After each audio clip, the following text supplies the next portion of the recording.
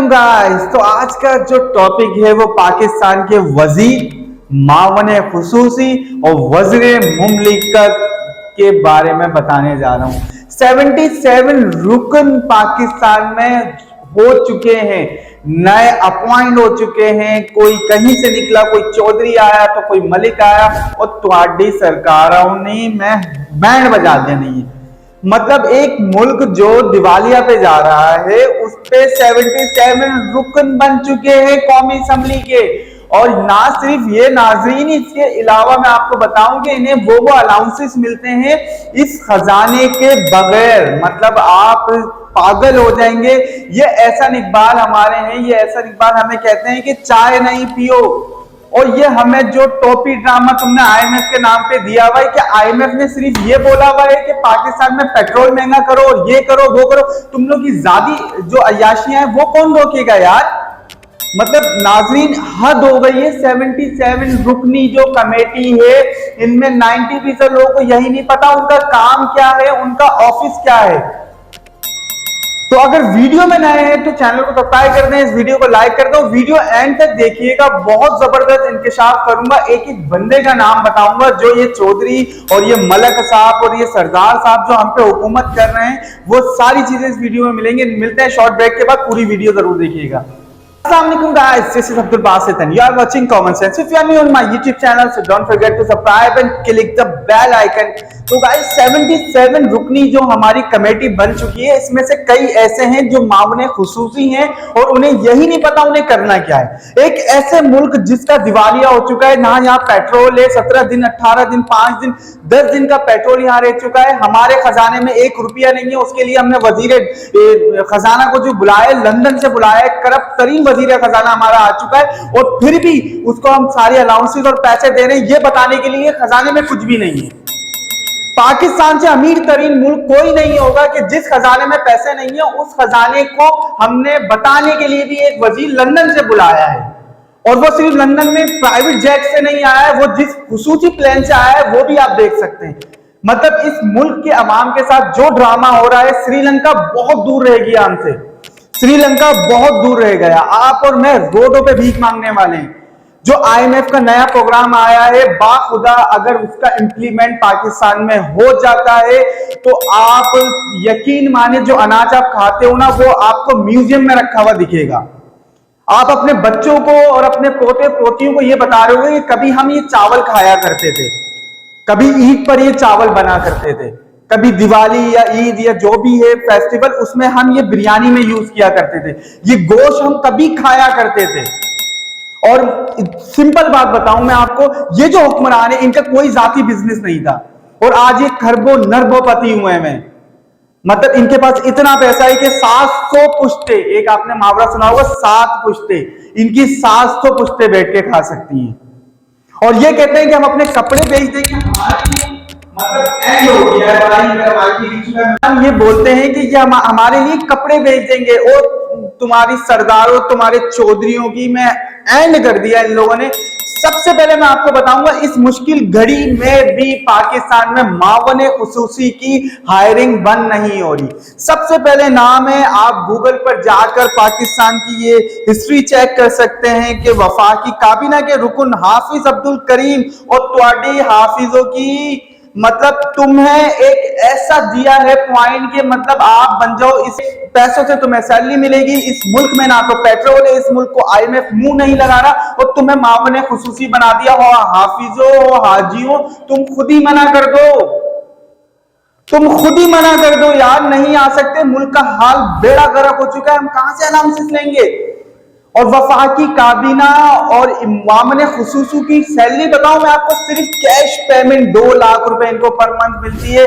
घर इनको अलग मिलता है, इनको अलाउंसेस अलग मिलते हैं, इनको नायब कासिद अलग मिलता है, चौकीदार अलग मिलता है, अपार्टमेंट अलग मिलता है, फ्यूल अलग मिलता है। और ये जो असेंबली में हम जाते हैं ना जिस गाड़ी में, उस गाड़ी में ही जो हमारी खिदमत करने जाते हैं, गाड़ी में घर से निकलकर असेंबली में, उसका फ्यूल भी मेरे और आपके पैसों से इनके गाड़ियों में डाला जाता है।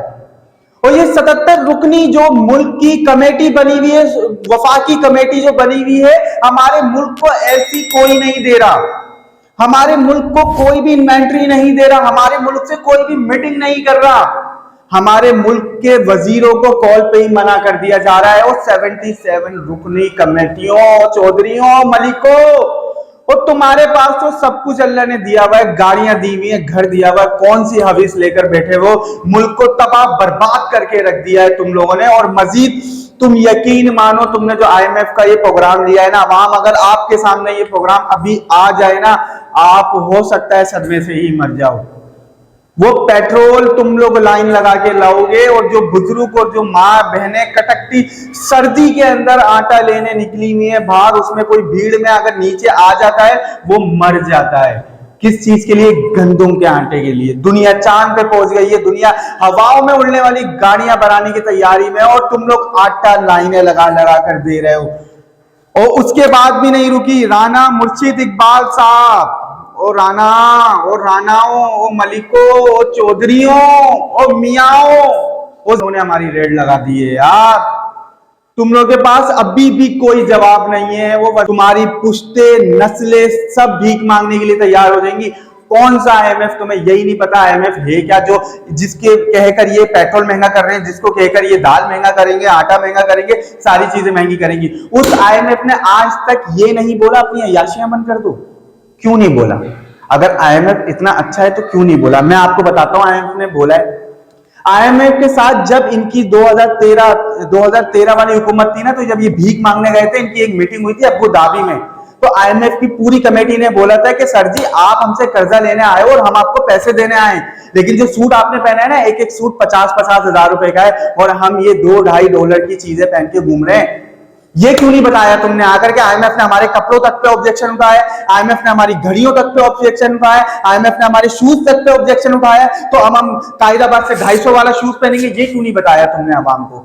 तुम सिर्फ ये क्यों बता रहे हो कि IMF ने बोला सब्सिडी हटा दो पेट्रोल पर से, फ्यूल पर से? ये क्यों बताया तुमने हमें? तुमने ये क्यों नहीं बताया कि उन्होंने तुम्हारी घड़ी पे एतराज किया है? तुमने ये क्यों नहीं बताया कि जिन गाड़ियों में आप आए हो, इनसे सस्ती गाड़ियों में हम आए, और जबकि हम आपको कर्जा दे रहे हैं? तुमने ये क्यों नहीं बताया था 2013-14 के दौरान?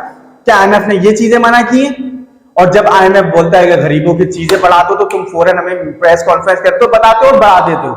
और ये अवाम जो खामोश बैठी हुई है, इस अवाम को कोई लेना देना ही नहीं है। और कैसे लेना देना होगा यार? वो बेचारे रोजी के लिए तड़प रहे हैं कि 1000 रुपए की दिहाड़ी लग जाए पूरे 12 घंटे काम करके, ताकि वो बच्चों को अनाज खिला दें।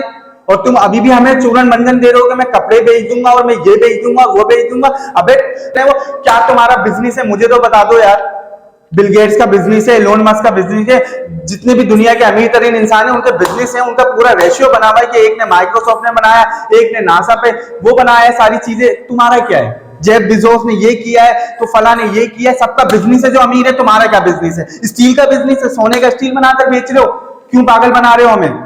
तो मतलब ये सारी बातें कहने की। तीसरा बंदा जफर उद्दीन महमूद साहब भी मामने खुसूसी हैं और हैरत है।